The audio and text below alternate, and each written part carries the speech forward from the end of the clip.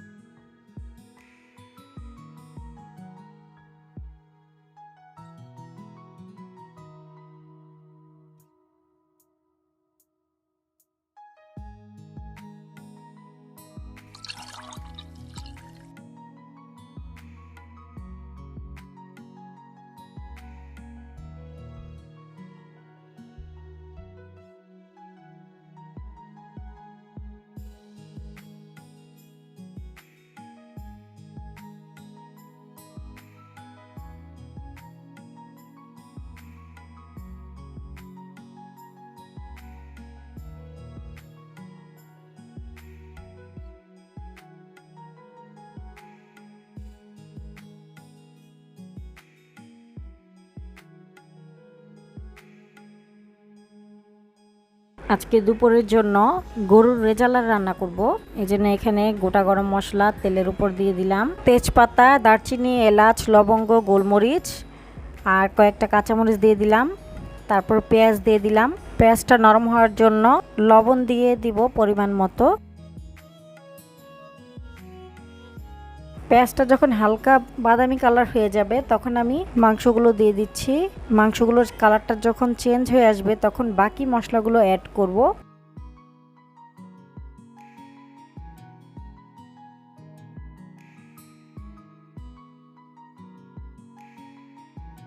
গুঁড়া মশলার ভিতরে এখানে আমি লাল মরিচের গুঁড়া নিয়েছি, ধনিয়ার গুঁড়া নিয়েছি, জিরার গুঁড়া নিয়েছি আর গরম মশলার গুঁড়া নিয়েছি। সবগুলো মশলা দেওয়ার পর আমি আদা রসুন বাটা দিয়ে দিব। তারপর ভালোভাবে মিক্স করে কষিয়ে নিব ঢেকে।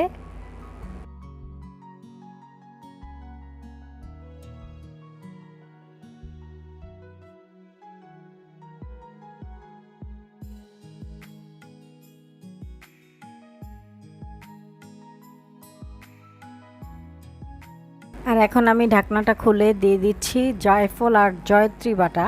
তারপর আমি ভালোভাবে নেড়েচেড়ে মিশিয়ে আবার ঢেকে দিচ্ছি।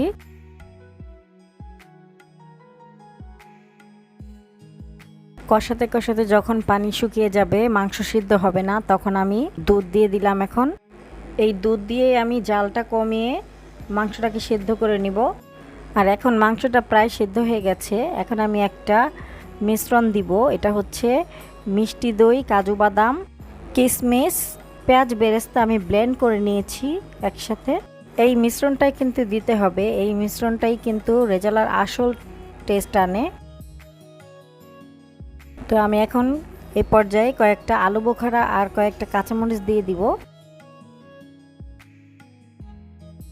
তারপর ঢেকে দিয়ে আরও কিছুক্ষণ রান্না করব।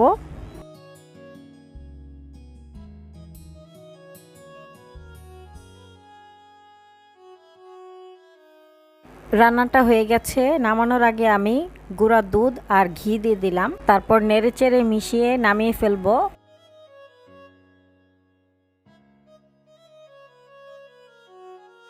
এই তো হয়ে গেছে বিয়ে বাড়ির স্টাইলে গরুর রেজালা।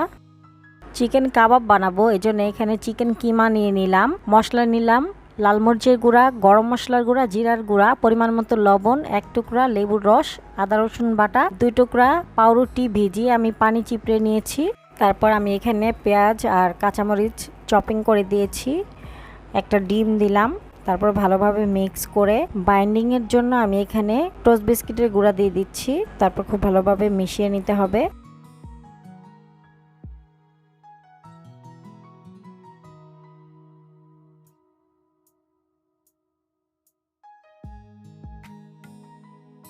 এখন আমি হাতে একটু তেল মেখে গোল গোল শেপ করে কাবাব বানিয়ে নিচ্ছি। কাবাবগুলোকে আমি বিস্কিটের গুঁড়ায় একটু গড়িয়ে নিচ্ছি। সবগুলো আমি এভাবে বানিয়ে নিব।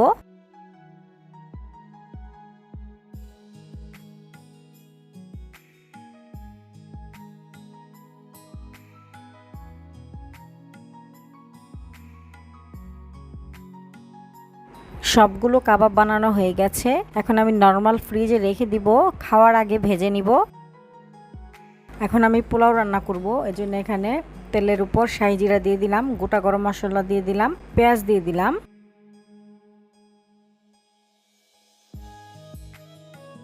পেঁয়াজটা যখন নরম হয়ে আসবে তখন ঝরে রাখা চালটা দিয়ে দিচ্ছি, চিনি গুঁড়া পোলাওয়ের চাল। এখন আমি আদা রসুন বাটা দিয়ে চালটাকে ভালোভাবে ভাজবো।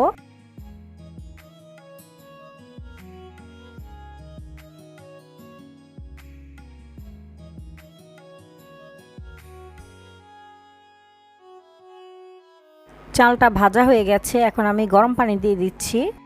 1 কেজি পোলার চালে 2 কেজি পানি দিতে হয়, তা আমি পরিমাণ মতো পানি দিয়েছি। তারপর তেজপাতা আর বেশ কয়েকটা কাঁচামরিচ দিয়ে দিলাম, পরিমাণ মতো লবণ দিয়ে দিলাম, লিকুইড দুধ দিয়ে দিলাম, কয়েকটা আলু বোখরা দিয়ে দিলাম। তারপর খুব ভালোভাবে মিশিয়ে ঢেকে রান্না করব মাঝারি আঁচে।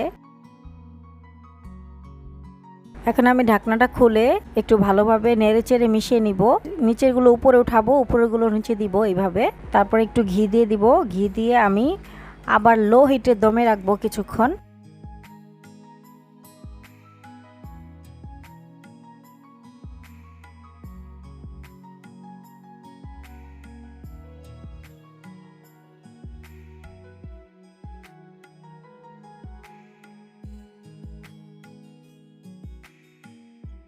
পোলাও রান্না হয়ে গেছে, খুব সুন্দর ঝরঝরে হয়েছে পোলাওটা।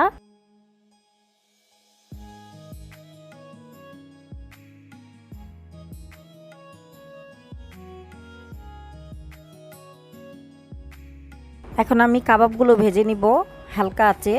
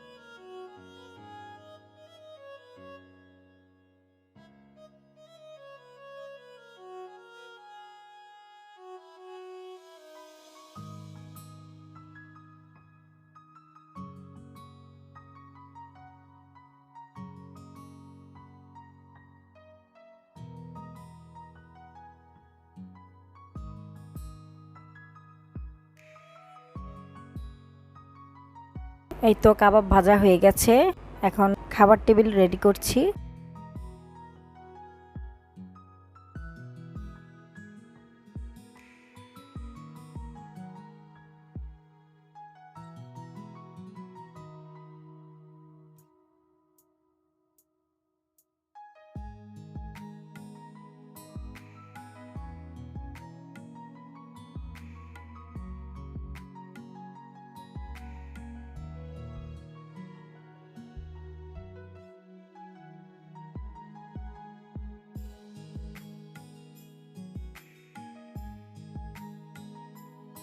তো আজকের মতো ভিডিওটা এই পর্যন্তই। সবাই ভালো থাকবেন।